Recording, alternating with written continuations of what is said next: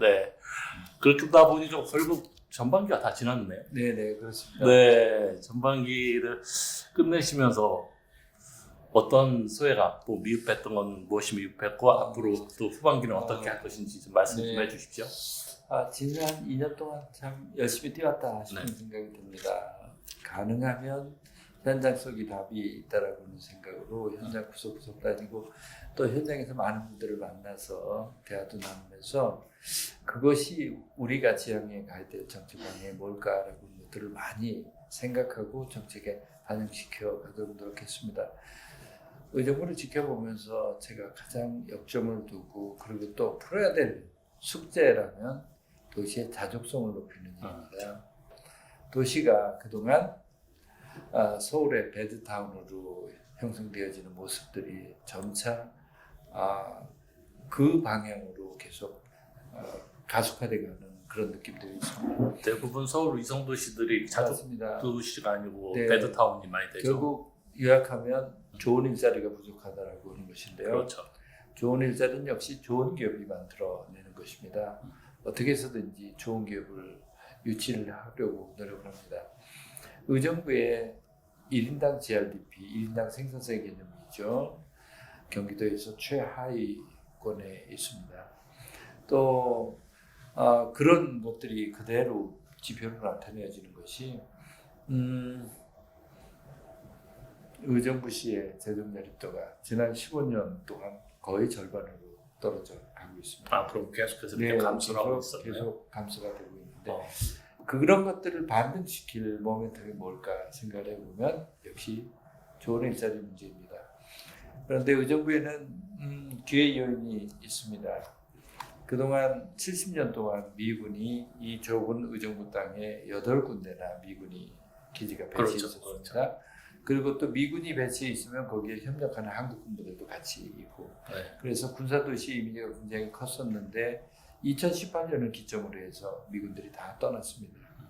그러면서 그 미군이 떠난 땅 그거를 미군 공여지라고 하는데요. 그 공여지를 이제 본격적으로 활용을 해서 일자리를 만들 수 있는 기회가 오게 된 것이죠. 그 덩어리 땅들이 크게는 30만 평, 작게는 한 3만 평 규모 뭐 이렇게 해서 일자리를 쓸 수 있는 그런 땅들이 있어서 그런 땅들에 좋은 기업을 유치시키는 것들 그게 저희한테는 굉장히 큰 과제고 그 방향을 향해서 열심히 뛰어왔습니다. 그러면 그럼 후반기에 의정부는 시정 목표는 그러면 결국 기업 유치에 중점을 두시겠다는 뜻이네요. 네, 지속적으로 해야 될 일이고요. 그럼 거기에 기업 유치에 대한 구체적인 뭐 계획을 하신 거 있나요? 저번에 보니까 기자회견 하나 하신 거 있던데요. 저희가 기업을 유치하면서 제가 제일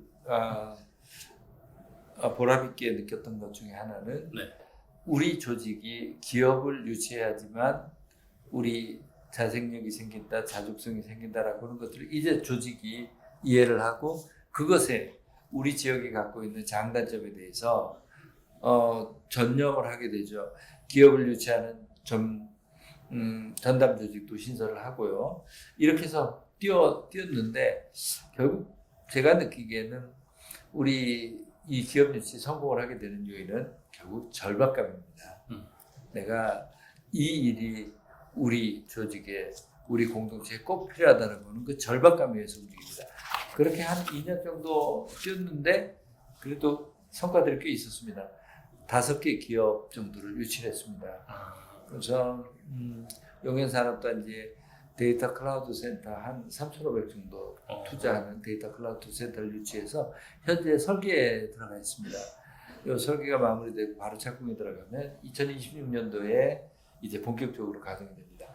잘 아시는 것처럼 데이터 클라우드 센터는 클라우드 센터 하나 자체의 일자리가 만들어지기보다는 클라우드 센터를 활용을 해서 이용을 하려는 그런 일자리 생태계가 만들어지는 것이어서 되게 기대가 됩니다.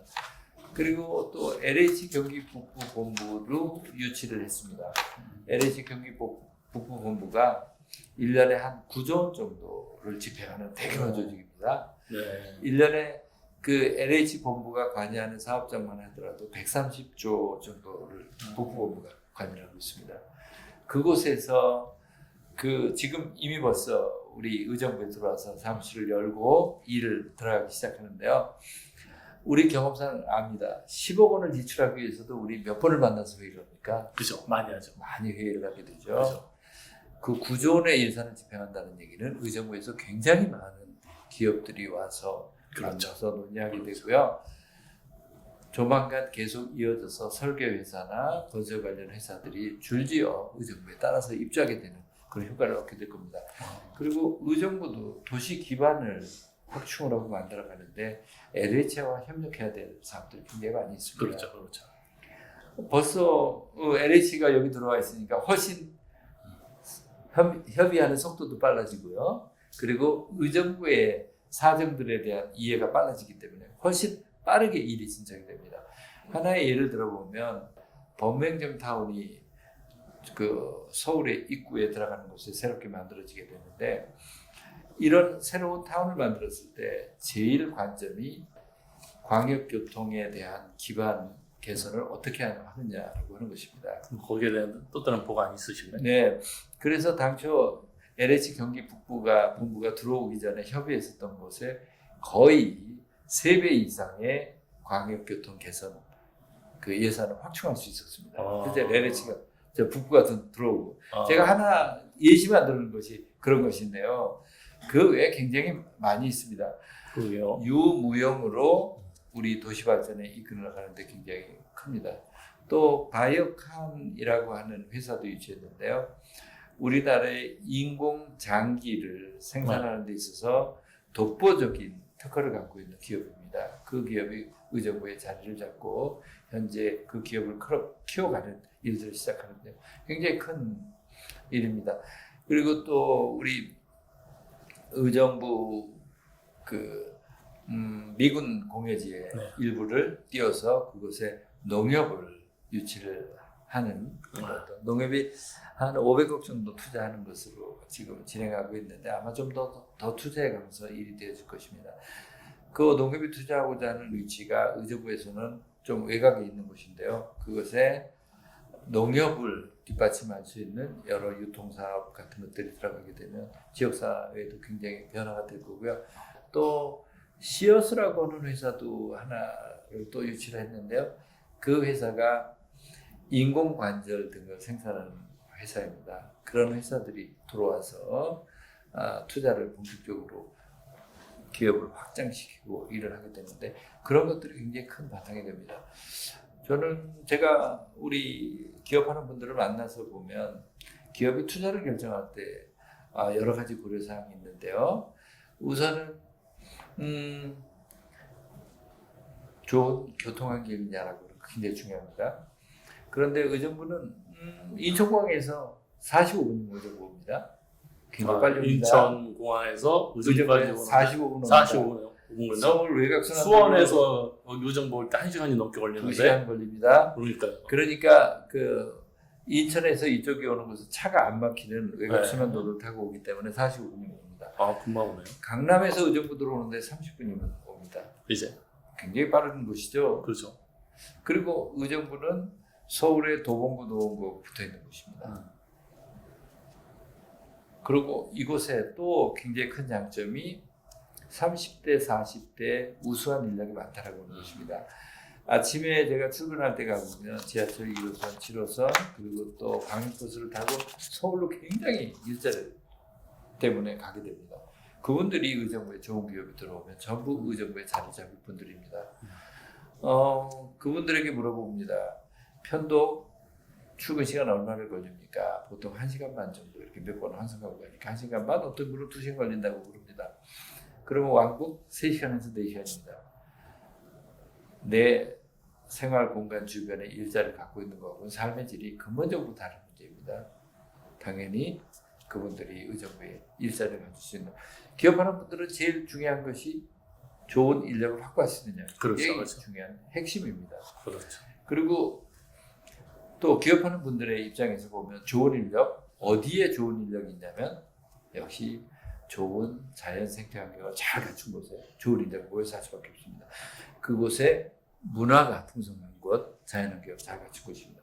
거기에 또 덩어리 땅들이 투자할 수 그렇죠. 있는 덩어리 땅들이 있다면 금상첨화죠. 의정부에는 바로 그 미군의 공여지 한국 부대가 더한 덩어리 땅이 있는데요. 이것은 감정평가로 정부로부터 받아서 쓸 수 있는 땅입니다. 우리가 사회주의를 얻어서 쓰려면 협상가격으로 사회주의를 얻습니다. 감정평가에 보통 3배 정도의 가격이 형성됩니다. 협상가격은. 그리고 내가 원하는 시점에 원하는 땅을 사기도 쉽지 않습니다. 그렇죠. 이게 얼마나 큰 장점이 굉장히 큰 매력 있는 장점입니다. 그러니까 미국 공여지나 여기 부지가 기업하기 좋은 환경으로 지금 만드시려고 많이 노력을 하시는 거 들었는데요. 이번에 보니까 GTX 착공식을 여기서 했더라고요. 맞습니다. 그죠? GTX 착공식을 하고 강남까지 거리를 보니까 시간 20분이면 이제 GTX 들으면 20분이면 간다고 보면 거의 강남의 생활권이 여기서 유지가 된다 이렇게 느낄 수 있거든요. 그러면 지금 말씀하신 것처럼 그 강남의 수많은 기업들이 이쪽으로 의정부로 와서 기업을 이 공유지에 기업을 유치할 수 있는 그런 기회가 열리잖아요. 혹시 거기에 대한 기업을 유치하기 위해서 어떤 환경을 만드는지 한번 계획하고 계시는 것이 있나요? 예, GTX C 노선이 앞으로 4년 후면 개통이 됩니다. 아, 4년 얼마 안 남았네. 예, 4년 후면 개통이 되는데 GTX C 노선이 개통되는 것은 기회 요인도 크지만 위기 요인도 큽니다. 그럴 수도 있죠. 기회 요인이라고 하는 것은 의정부역에서 서울의 강남역까지 20분이면 충분히 가게 엄청 됩니다. 네. 그러니까 인력 이동이 굉장히 빠르게 될 수도 있고요.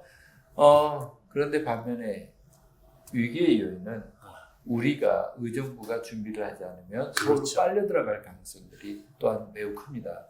그래서 의정부에 이곳의 사람들이 정주하고 생활인구를 만들 수 있느냐라고 하는 것들이 결국은 핵심입니다.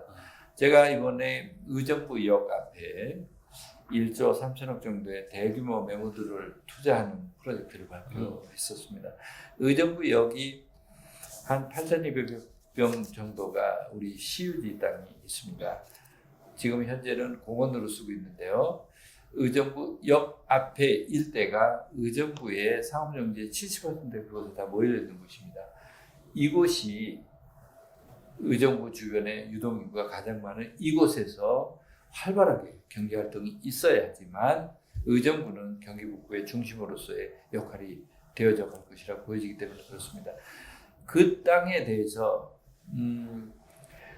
공원을 오히려 2배 정도 더 늘리는 계획을 갖고 있습니다. 입차시키면 가능합니다. 입차시키고요. GTX-C 노선이 개통됐을 때 그 GTX-C 노선이 개통이 되면 교통체제를 근본적으로 바꿔야 됩니다. 대표적인 것이 버스와 연결시키는 문제인데요. 광역 환승센터를 연결시키게 되고요. 그리고 이렇게 하는 경우에는 대단히 큰 막대한 돈이 들어갑니다. 그래서 그 민간의 투자를 유치를 통해서 전체 한 60층 이상의 건물 또 20층 이상의 하나의 건물 대규모를 줘서 한 절반 정도는 공익적 기능을 담고 공익적 기능을 담는다는 건 이런 겁니다. 청년들에게 임대주택을 낸다든지 혹은 스타트업 캠퍼스를 통해서 청년들이 일할 수 있는 공간, 오픈 캠퍼스 같은 것 이런 것들은 공익적인 시설이 포함되고요. 나머지 50% 정도는 민간의 창의성을 가지고 투자를 해서 수익을 가라고 하는 것입니다. 뭐 호텔, 컨벤션 등 또 AI에 대한 대비 뭐 여러 가지가 있을 것입니다. 민간의 창의성에 의해서 되어지게 될 겁니다. 그래서 우리가 갖고 있는 이런 계획을 국토교통부하고 같이 쭉 스터디하면서 논의를 했습니다. 그래서 국토교통부가 의정부역 일대를 공간의 혁신지구로 지정을 했습니다. 공간의 혁신지구의 지정이라고 하는 것은 쉽게 생각하면 2가지 면의 규제를 푼다는 겁니다. 용도, 토지에 대한 용도를 제약 없이 푼다는 겁니다. 그러니까 아이디어가 있으면 어떤 아이디어든지 넣어봐라는 것이고요. 또 하나는 용적률 등의 제약을 없앤다는 뜻입니다. 그러니까 자신이 있으면 얼마든지 투자를 해보라고 하는 것입니다.